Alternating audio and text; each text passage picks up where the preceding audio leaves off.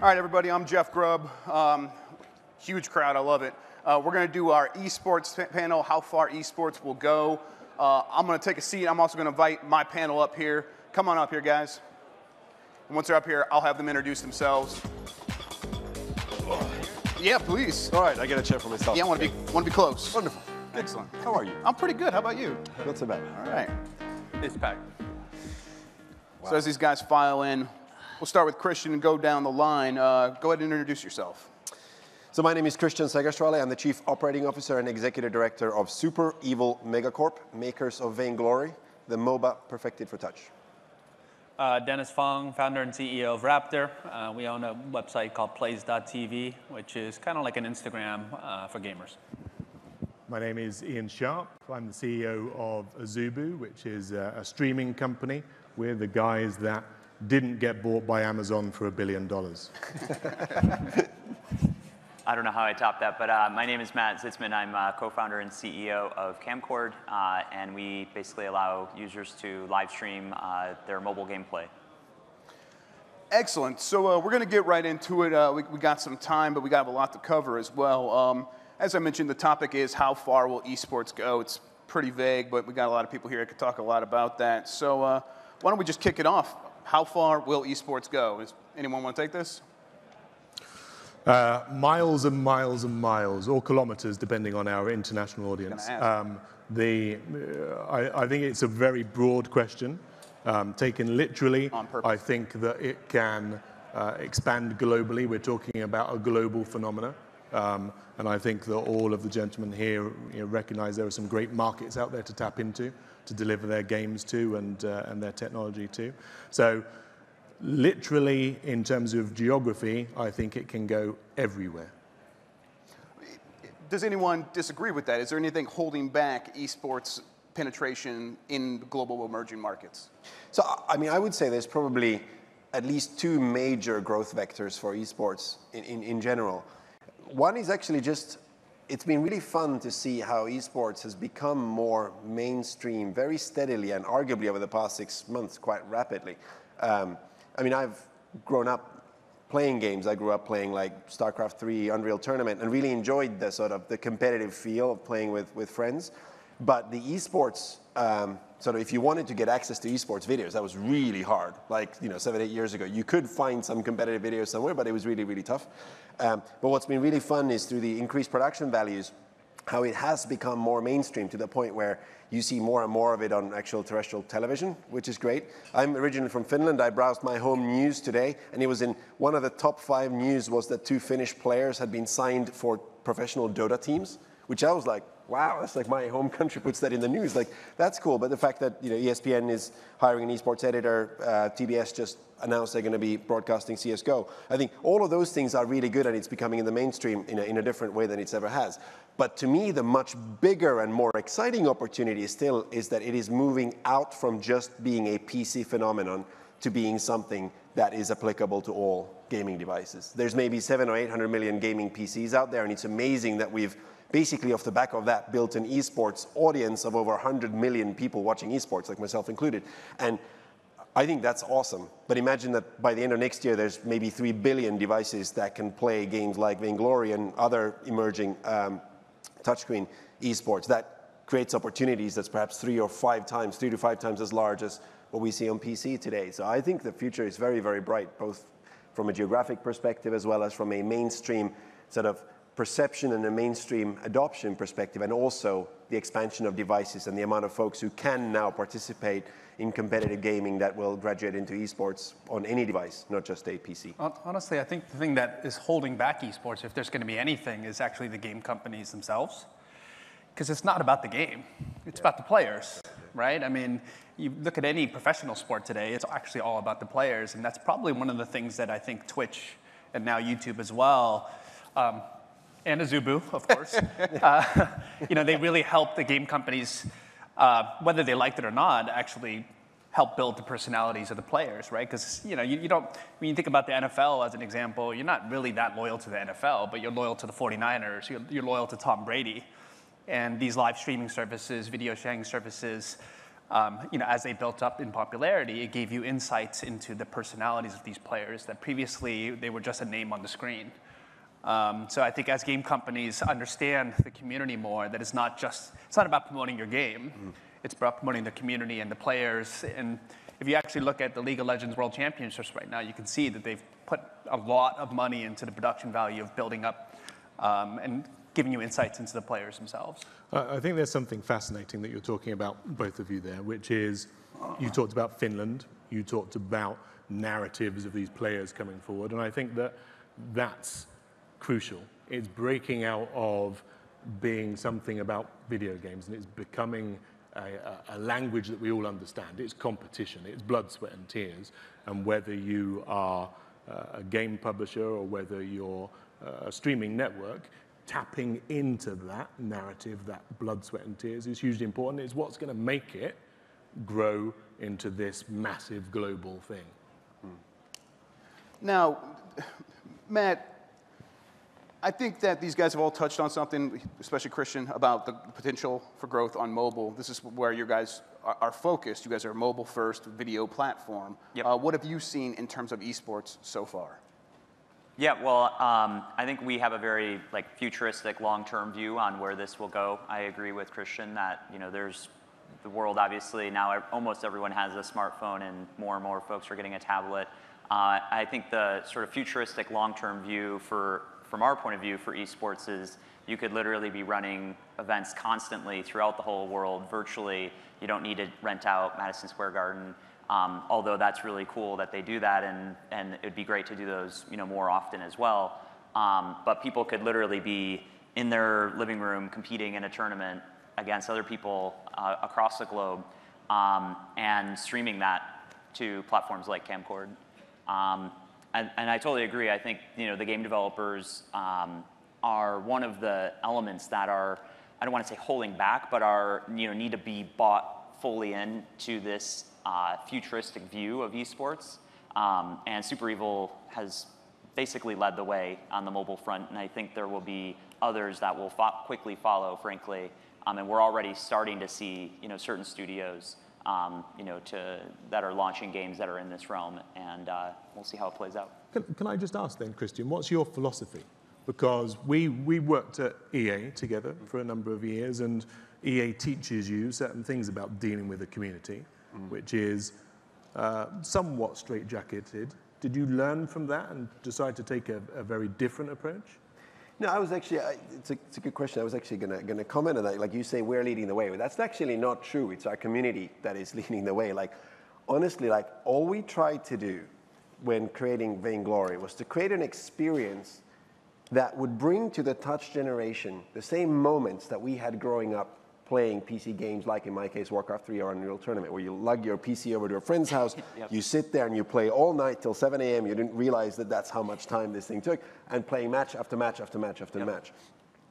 And we were hoping that perhaps if we do a good enough job at getting this, bringing across this experience to touchscreens, and we do as good a job as possible on the tech and on the just the feel and the balancing and the design of the game, then hopefully a community will emerge that will play the way that we played when we grew up.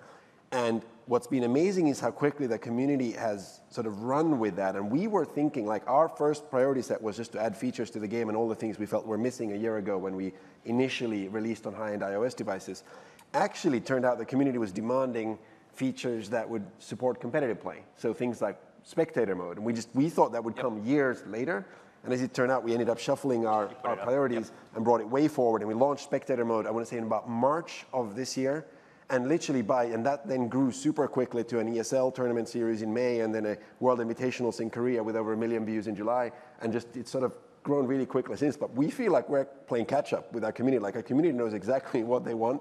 And we try our very, very best every day to listen, to discuss, to have a sort of a forum with the community to try to work out where the game needs to go moving forward. So we are very, very focused on building. In some ways, we feel like we're building the game together with the community. They sort of tell us in lots of cases what is needed, where the game needs to go, and we're kind of just the muscle trying to make that happen as quickly as we possibly can. I want to kind of maybe get to established markets here in a little bit, but let's talk a little bit more about mobile. it seems like there are still markets like Japan that are huge that haven't really embraced esports in any major way. Is that just never going to happen, or is it going to be something like mobile that kind of brings them on board? I mean, next year it's going to happen. Really? It's gonna happen. So. How so? Well, I think mobile. 2016 will be the year of mobile esports, and it will be a breakout year for that, part of the industry. And I think Japan has always been held back. Was very heavy on the console side, and now mobile, not as engaged with the PC gaming era. And so, because of that, if they're not playing the games, then naturally they're not going to watch and be as into the competition side. It's not a zero, but it's just not as big of a deal. And so I think if mobile esports comes up, which I'm very bullish on for the next year, then I think Japan will be one of the market leaders, as they generally are in the gaming space. They have a very strong gaming culture. You go to Tokyo Game Show, and people are, it's front and center. You can't miss it. Whereas in the States, people are like, I'm not a gamer, and then they really are, a closeted gamer, basically. Yeah, I think that we're already seeing this change. I mean, I suppose there's not much of 2015 left. Azubu, we already see 1 in 4 of the streams viewed are on mobile. We invested a lot in making quite a high-quality app that's just won some awards for the viewing experience. And we're also going out to markets like Brazil and India, where people are much more likely to use their phone to play or to watch esports than have a PC or a console. So when you look at those kind of markets as well, India itself, 1.2 billion people, huge mobile penetration, excellent 4G network kicking in. I think that the potential there for people to embrace esports on their phones is huge. Go ahead, please. No, I was just going to say, actually, so Japan has been a huge surprise for us at Vainglory, because we had zero expectation. Like you said, Japan doesn't have much of a PC esports tradition, and even a game like Vainglory, a 3 versus 3 multiplayer online battle arena, where it's fundamentally about conflict, we were sort of, people in the know would tell us that style of gaming just doesn't appeal to the Japanese audience. And we released initially in Japan about 6 months ago, and it's been really fun to watch the community there grow quickly. As it turns out, our average audience globally plays the game about 80 minutes, between 80 and 85 minutes per day, at an average player, which is about 3 games, 2.5, 3 games, with 20 minutes or so each. In Japan, they spend on average over 120 minutes per day playing the game. And they have there's this community that meets face-to-face in Tokyo in a different place, sort of weekly or bi-weekly. There is a lot of tournaments running in Japan. We have some exciting announcements coming up. We actually are beginning to believe that perhaps it's not so much the style of gaming, but just the fact that the PC gaming penetration in Japan wasn't so big, that in some ways, perhaps Vainglory is one of the first, the mobile style games that actually a larger proportion of the audience have access to, and hence actually gives rise to a potential phenomenon moving forward. So we actually feel very good about the very first steps in Japan. We're super early globally everywhere, and we're working with the community, trying to understand what works, what doesn't, and evolving the game. And there's we just kicked off our first season, and it's really genuinely very early, but we really like the first signs that we're seeing even out of Japan. So I'm trying to think about how to phrase this question. All right, do you guys remember in the 90s when skateboarding games and skateboarding was just the coolest thing ever? And then rollerblading companies tried to make rollerblading a thing. And the skateboarders were very mean to the rollerbladers because they looked like dorks. Do you think there's a potential for traditional esports players on their beefy PCs with all of their cool gear to maybe sort of do the same sort of thing to mobile esports players with their phones and hanging over that and poking down like this? Do you think that there's a potential for that, or do you think it's not going to matter because it's going to be so huge? No one is mean on the internet. Come on, the internet is a nice place. I don't know where I got that idea. Yeah, I don't know where you've been hanging out on the internet, but where I hang out. I might be the mean one. I don't know. Well, I think it's already. Hearthstone is a true crossover title, and I think a lot of PC gamers also own tablets, and they certainly also own phones. So I don't think it's I don't think you look down. I mean, if they were trying to play a shooter on an iPad or something like that, I would be laughing at them because they just can't compete with the control system. But I mean, you see the same thing even on PC and console, for shooters. So, it depends on the game, but I mean, you can't compete. Yeah, there's a tribalism that's already built in. Yep. Yeah. Dota and League players don't get on. Not particularly, that some of them regard people who've moved from Dota to League as the great betrayers.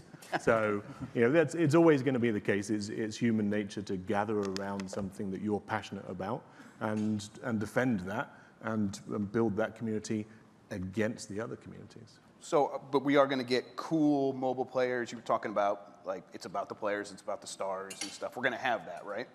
I think it's important not to, just look at the 100 million or so, 200 million people that are watching esports today and say, how do you convert them into mobile esports viewers? I mean, I think mobile, Kristian made the point earlier, it's opening the market up to a lot more people, a lot more devices, and puts this technology in the hands of anyone that can basically go to an app store and download a free game. It's very simple. So I think we should view it as not like a substitute, but it will open up the market, grow the market in terms of user base. Yeah, I think the way that we think about it is like it fundamentally frees up your core gaming from the confines of your PC. So when you're in front of your PC, you're most likely going to play your PC game. However, if you don't have a PC or you don't want to sit in front of your PC or you're unable to sit in front of your PC, here's a device that has an incredible CPU, GPU combination, can do incredible things, is always connected to the internet, and you know what? You can have your LAN party anywhere. And if we can cater for that experience as an industry, I'm hoping that we will be able to grow the amount of players playing these types of games quite a lot. And I think, like, to your earlier question on, like, do people look down on it? Is there skepticism? There's massive skepticism. I mean, frankly, we were our biggest skeptics, to start off with. That's why we didn't even pretend to try to put in, like, esports-friendly features early on in the game, because we figured we would need to build this thing a long time before, because like being an esport is sort of an earned status at the end of the day. People will need to want to play our game competitively, and we've been very both harsh on ourselves and very humble from the start that this will only become larger when the community feels that it is ready for competitive play. And we've been very fortunate that so many people have chosen to create videos and stream the game and create really this very, very large and growing streaming community and creator community around it. So that's been really great. And we don't, like, in general, in any computer games, the idea of marketing trying to convert a player of game X to a player of game Y is just fundamentally misunderstanding what it means to be a gamer, right? I mean, you're part of your community, you're playing what your community is playing, you play the game you love. All we can hope is that we can create a game that hopefully many people can love over time, regardless of what else they're playing and what else they're doing. There's an interesting shift there, isn't there, between people who are just playing the game that they love and then people who want to make money from the game that they love. And you were talking, Jeff, a little bit about the fact that, is this self-selecting? Is the community able to bring forth its own heroes? And to an extent, I think that's true. But I also think that they're being anointed, and they're being anointed by sponsorship revenues. They're being anointed by the publishers. Whilst we agree that publishers could perhaps do more to promote this space, if you look at what League of Legends has done in creating their own ecosystem and creating their own champions amongst the community, I think it's fascinating to watch how picking people out and manufacturing the space is possible. Yeah, I mean, I agree. I think developers are actually in an incredibly strong position. We had a streamer streaming on Kamcord, and Supercell promoted it from Boom Beach, and this guy literally had 12,000 concurrent viewers watching him play Boom Beach, and it was like they flipped the switch, promoted it in the game, and he had that's what I was talking about earlier. I mean, he basically had a virtual stadium. So yeah, they could have gone and spent $1 million and rented out Madison Square Garden, but why? They flip a switch in their game, and digitally they've created an audience for this person, and they have anointed him, to your point, as a leader of the community, of the game, and they put a lot of trust in these streamers too, to not show off bugs or cheats or other things, so they have a lot of they have to trust these streamers. And it's actually interesting. You should check out tomorrow. There's a panel, an esports panel with Alex Novosad, who's the who's one of the leaders of Gangstars, actually the Vainglory team that just won the International Premier League in Korea.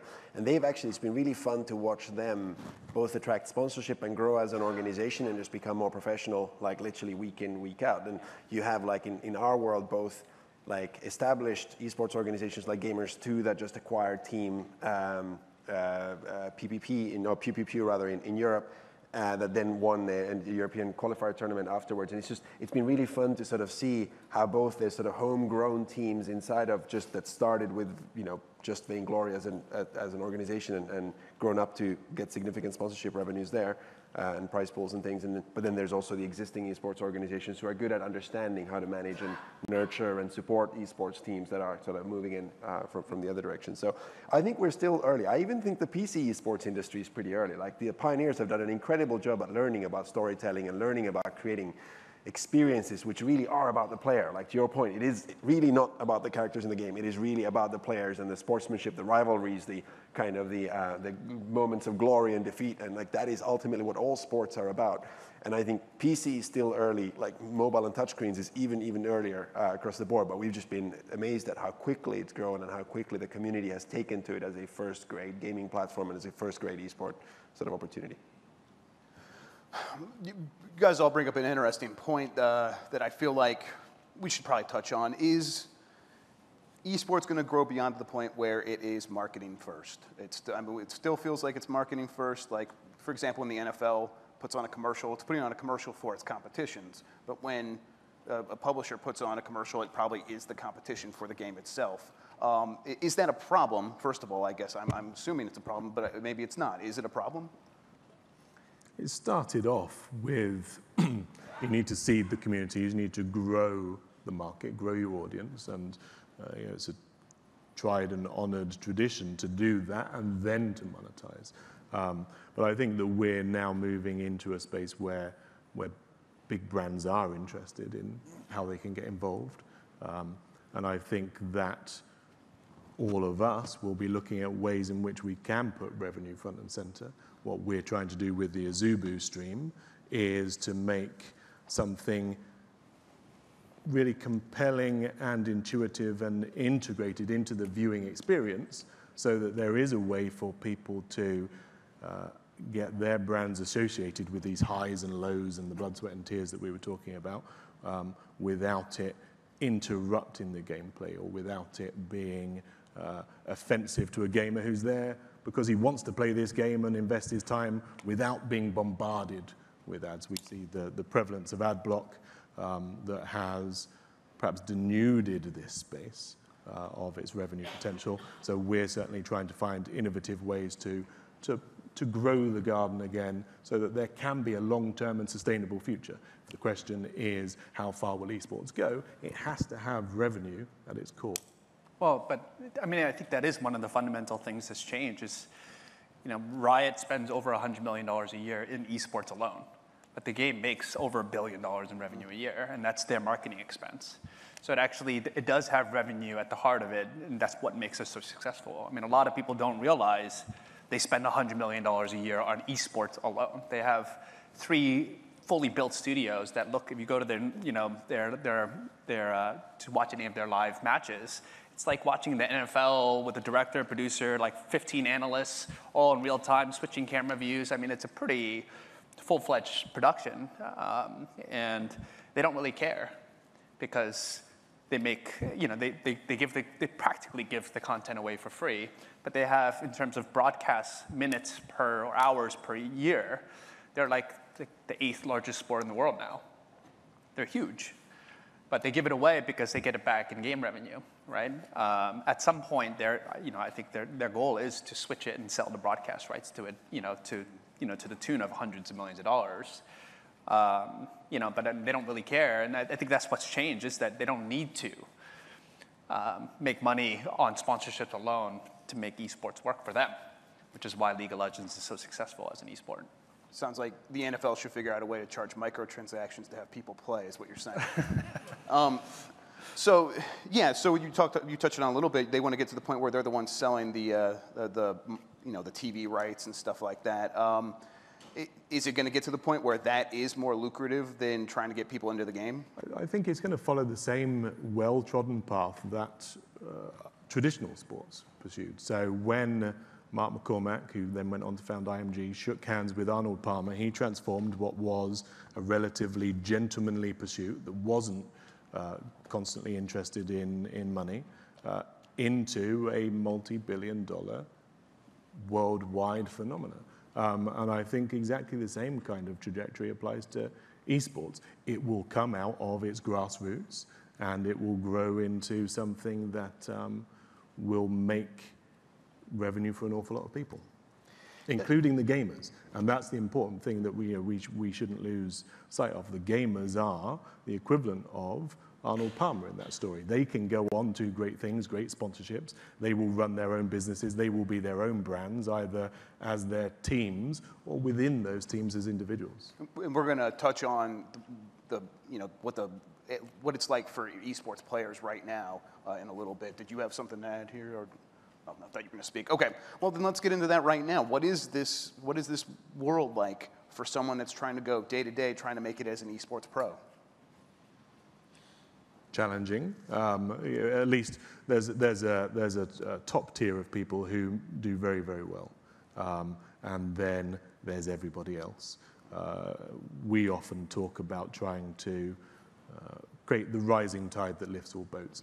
We want to invest in tournaments and teams and give minimum guarantees for people who are broadcasting so that they have a sustainable future in esports, so that they can go to tournaments and that they can entertain people with their streams and they can pick up and participate in the new games of the future, because this is an evolving space. There will be the next version of Dota. There will be the next version of League. There'll be the next version of Vainglory. The games are by their very nature ephemeral. They evolve. They get better with technology, and so the people who play them will latch onto these new ones, and they need a support structure so that they can still be there to latch onto the new ones. And it's not just becoming a commentator or becoming a coach. Those are the current paths, and they're kind of limited. Actually, I don't view it as being that different than any professional sports. You have the top tier of people. I mean, you take like the NFL or tennis, or any sport practically. There's a very, very small percentage of people, that actually make real money, and then everybody else is just scratching by. Back when I was competing, you had, a handful of tournaments that you could win. The prize money was in the tens of thousands of dollars, if that, and you'd be lucky if you got a sponsor. Right? Nowadays, you can make money on streaming services like Azubu and Twitch. You can make money on YouTube videos. You can make money on sponsorships. You can make real prize money. And you can get paid by the leagues if you make it to the major league, so to speak. And it's across not just one game, but multiple games. So I actually think esports as a whole, if you count all the games where you actually can make money off doing it, there's probably more professionals in this sport than almost any other sport that's out there. Because, you take the NFL, I mean, I don't know how many people on each team, a few dozen, across X number of teams. That's not a whole lot of people that are actually professional football players. Yeah, there's maybe 3 points. I agree with that. There's maybe three points there. Like, one is that we tend to talk about the very, very tip of the pyramid of competitive sports or esports. And the thing we are actually much, much more excited about is competitive play at all levels, the equivalent of kicking around a ball in your backyard. Like, just play with friends, with equally skilled people, once a week, and that's fun, right? Just like amateur leagues are fun that are local, where there can be local rivalries that none of us have ever heard of between, some local teams in different areas, all the way up to that top level of the sport. And these things take a long time to evolve, I think, and it's great that publishers are supporting it so much, because at the end of the day, it's kind of like what we are doing, for example. We are not spending anything on traditional user acquisition, because it just doesn't work for this style of a game. We are trying to plow all of our support back into the community to help the community do what they want to do. So like, we both support the sort of prize pools for big competitions, but then equally, we just support guilds getting together and playing for fun at their local Starbucks, because that's a really great experience too. And we don't want to the purely the competitive scene to feel like everybody who plays this game should aspire to try to be a professional player. It's perfectly fine just to have fun with friends and play or stream or create videos out of that experience. So that's firstly, I think like the idea of competitive play in esports isn't just a sort of linear, are you a top grade player that makes money from playing or not. Frankly, there's many streamers out there who make a bunch of money just from being fun, from attracting a fun community and commentating in a funny way or creating fun videos or whatever it might be. And I think that's a perfectly kind of legitimate path. The other thing that I actually think it's interesting, we bring up NFL all the time, which is probably the most successful professional league in the world in terms of monetization per player or whatever metric you'd want to use. I'd actually not dream of being the NFL. I'd dream of being soccer. That game that whichever street corner you go to in the world, there's a bunch of kids in the corner playing it. And that to me is a far more exciting proposition. And arguably the fact that you can play on a touch screen that pretty much everyone has, or an increasing amount of, by the end of next year, 3 billion of them out there, versus having to buy all that kit for the American football and having all the big stadium to play in and all that stuff.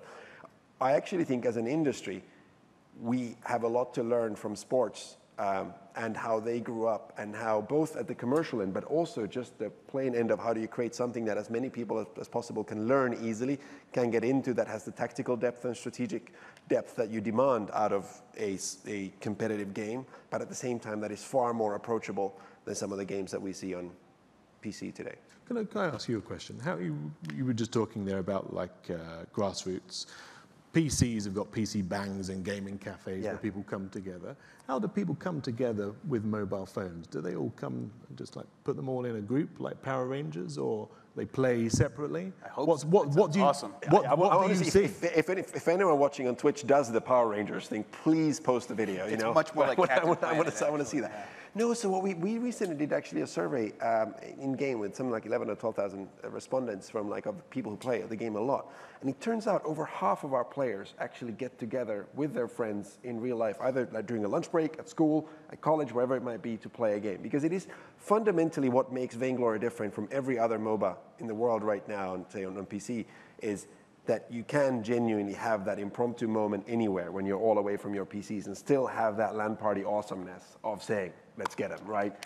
Guys, let's go down to the jungle, let's get this objective, let's go do that. And that social thing around it is just really, that's how we play in the office every day. We probably play more than we should even think.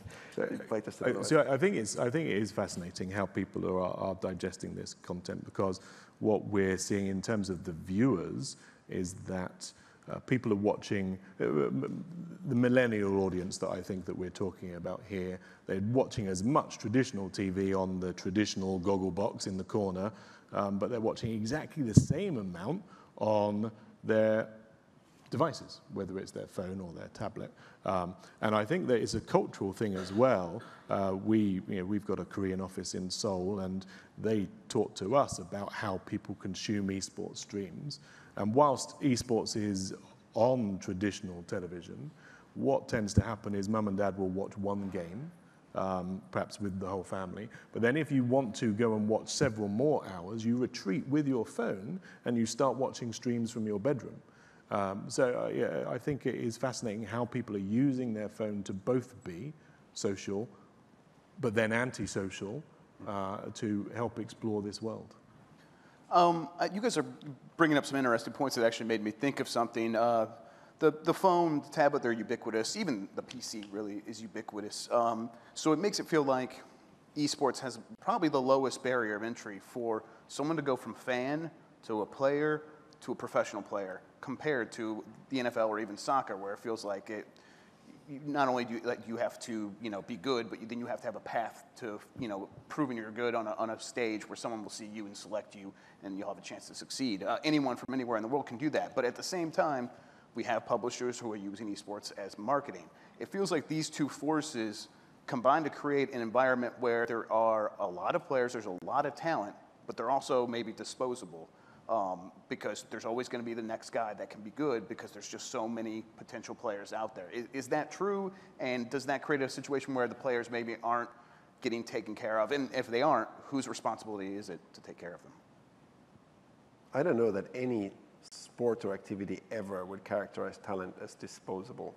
in that I think whatever you're talking about, whether it's music or arts or sports or anything else, there's a power curve, and the people who are the best of the best are the best of the best and command all that seems like that's the community valuing that. Do the publishers value it as much as the community does? Well, I mean, in some ways, again, like I think being a game that people play competitively, like teams form and competitions form without us having any say over it. We try to support it as much as humanly possible. We try to help content creators. We try to feature content creators inside the game as much as possible. We try to support with social media, support in other ways anyone who's, who streams the game or creates a video out of the game or plays competitively. We feel like we owe a debt of gratitude to, so we try to support them as well as we possibly can across the board. The fact that they then form into teams and players get traded between teams, and they, better teams tend to win tournaments and win prize money, and prize money is growing quickly, and they get sponsorships and other things that sort of, in some ways, we would, we couldn't control it even if we wanted to. We certainly do try to make sure that the ecosystem evolves in a healthy way. I do think that, in general, for the top level of esports to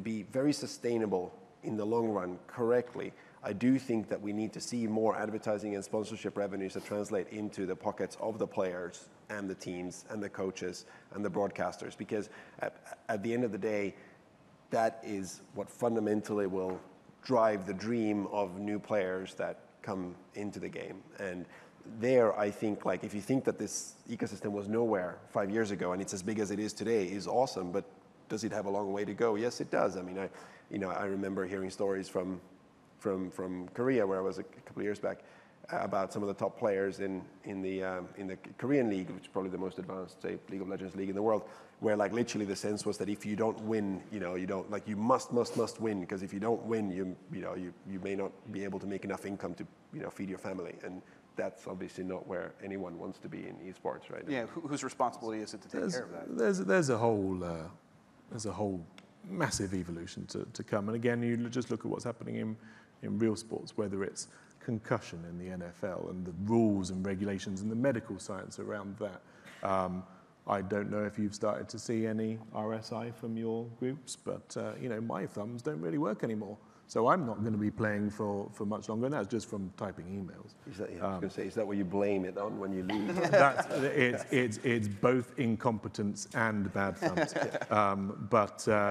My point is that there will have to be a structure at some point for the aging and tired community who've been playing a lot to phase out in the same way as there is traditional sports, because they will get injuries and there will possibly be medical conditions that arise from this new phenomenon. It's fascinating because we are at the tip of a spear. Well, actually, I mean, if you look at Twitch and probably Azubu as well, some of the most popular streamers are not professionals anymore.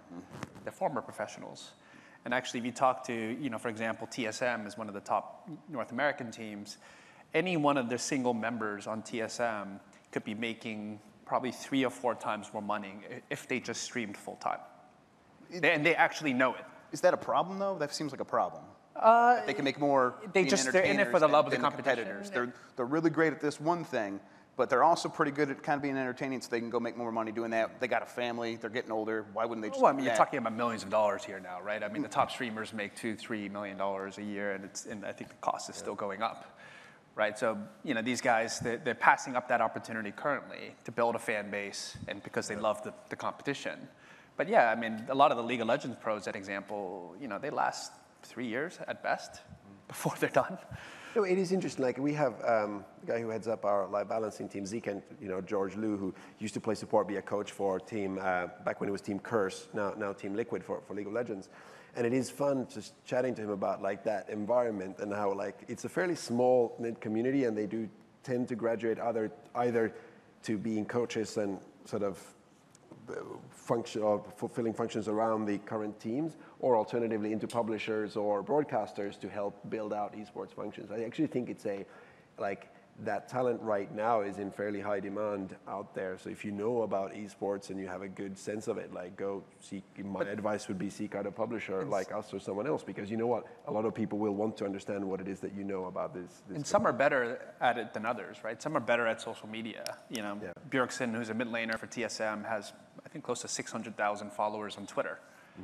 You know, whereas, you know, the support player for TSM has like, you know, 30,000.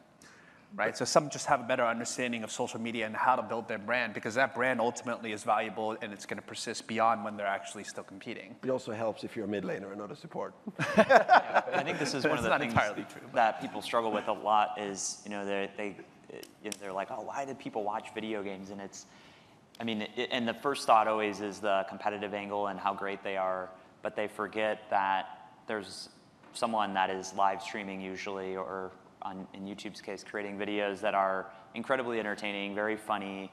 I mean, PewDiePie, if he were to enter any game competition, would not even rank. I mean, he would be a nobody. But why is he number one? It's because he's, you know, a great game comedian, basically. And he's just a really cool guy, you know? There's no doubt that it's streaming that changes the paradigm between traditional sports and esports. Streaming means that people can connect wherever they are and have a conversation from one to many across the entire world. And again, I keep going concurrently. And I keep going back to this point of creating a global platform for a global phenomena. There are people all around the world who are fascinated in esports, who are interested in the guys from Finland and whether they can beat the guys from America or whether they are any better than the guys from India and Brazil. That tribalism is important.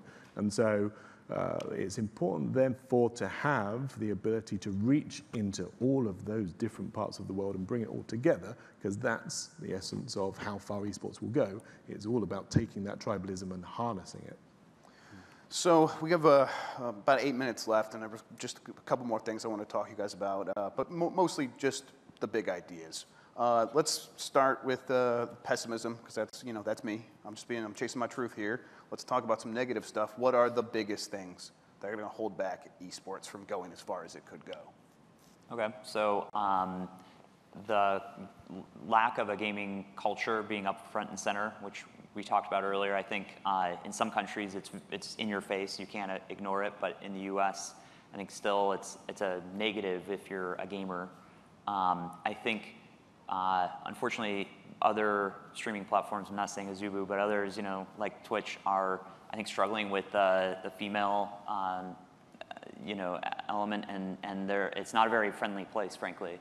If you're a female streamer, female gamer, it's not a very friendly place right now, and I think there's a huge opportunity to be a much more welcoming community. And, you know, if we're talking about mobile, that's 50 to 60% of the user base, depending on you know, which report you read.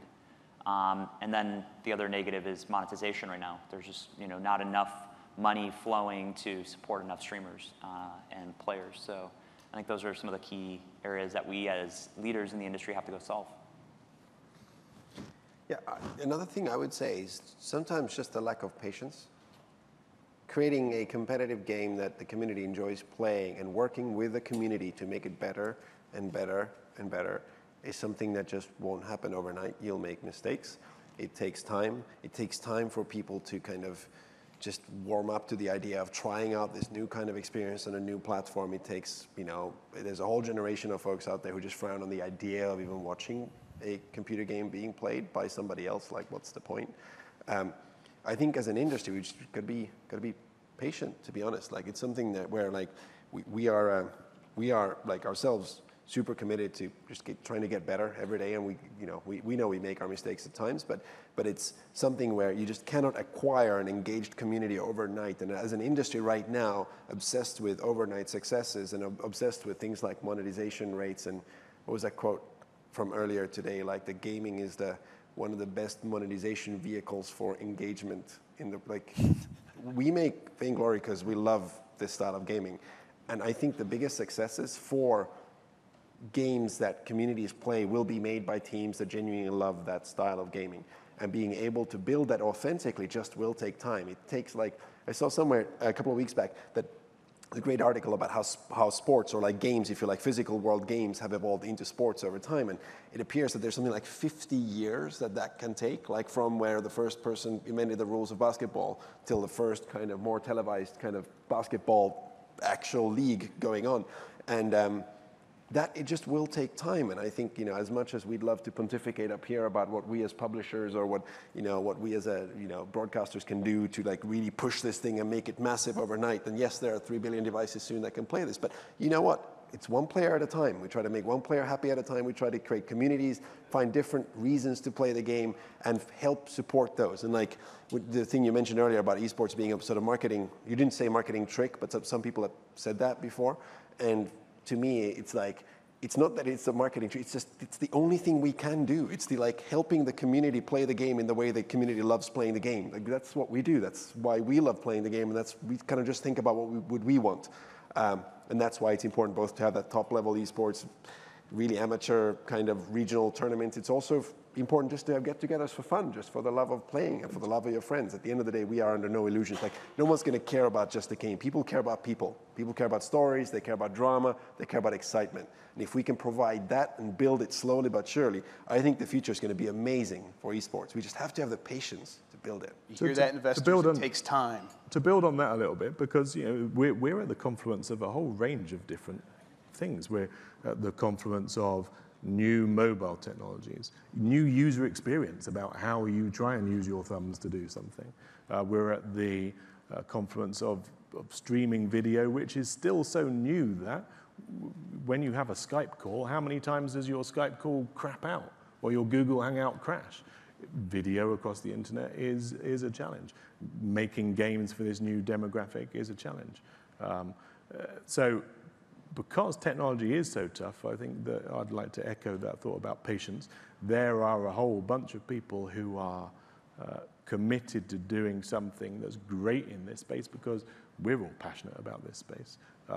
But recognizing that it comes with an awful lot of challenges is key. And I guess we got about 2 minutes left, so let's go, way out in the future. What is the biggest possibility for esports? How big can it possibly get? Like, what are the dreams in the back of your guys' heads? You're like, I'm not even going to entertain that right now. Let's entertain them.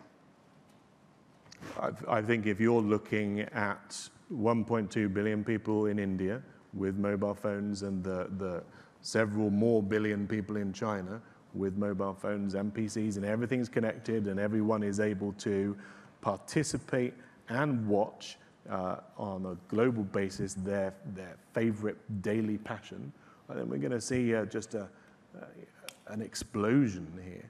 And I think that it's just going to, in the same way as that we saw a tipping point with streaming media connected with esports, I think that when it's in everyone's pocket and when it's available at the touch of a button, it's going to really explode. I mean, I would probably echo that sentiment, but I think I'm not quite as bullish on the mobile side in the short term. Mm-hmm. I mean, save for Hearthstone and maybe a game like Vainglory, you don't have games that are infinitely watchable there. So, I think obviously Vainglory is it's kind of like the League of Legends. They're creating a community there that previously really didn't exist, or they're bringing a community that didn't previously exist in Hearthstone as well.